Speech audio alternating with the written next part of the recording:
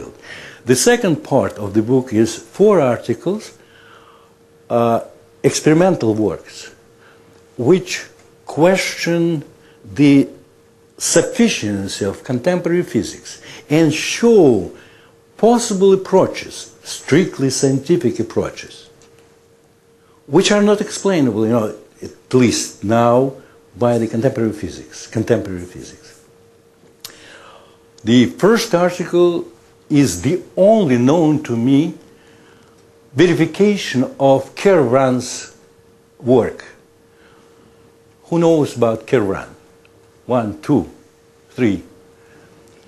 Louis Kervan was a French, very serious French biochemist and scientist.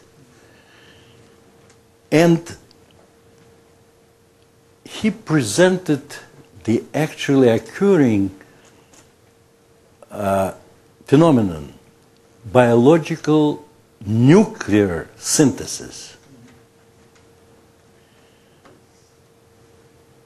The whole story of this biological nuclear synthesis comes from agriculture. Before the fertilizers were invented, you know that there was the rotation of crops. Why? Because a particular crop sucks out some particular element, say potassium. If you put the same crop in the same place, there is no potassium for the crop and it will not grow. So they had rotation. So in a way that the next culture would compensate, would return the exhausted particular element from the earth. So this is how it started. But the first laboratory work were conducted in the field by agricultural people and by agricultural means.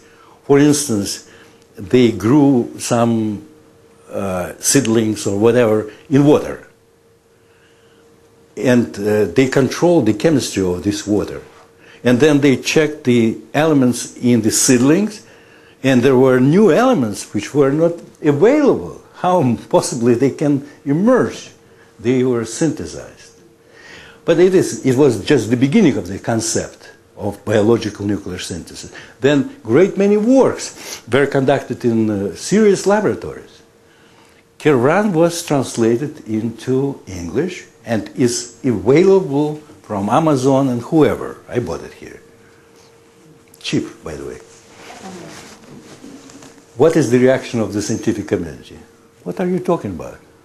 Kervan? Turn the back.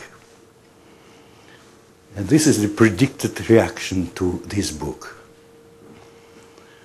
Predictable easily. Yes. This is an example of the work. The work was conducted in the University of Moscow in cooperation with a professor of physics of University of Ukraine in Kiev. And they grew bacterial culture that needs iron. But they controlled the medium in which this culture was grown. And they made sure that it is iron deficient. And then when the bacterial culture grew, they checked out the composition of the material of the bacteria. And they used the most advanced methods, of analytical methods. And they found that the bacteria synthesized isotope of iron which are not commonly observed. The common isotope of iron is 56.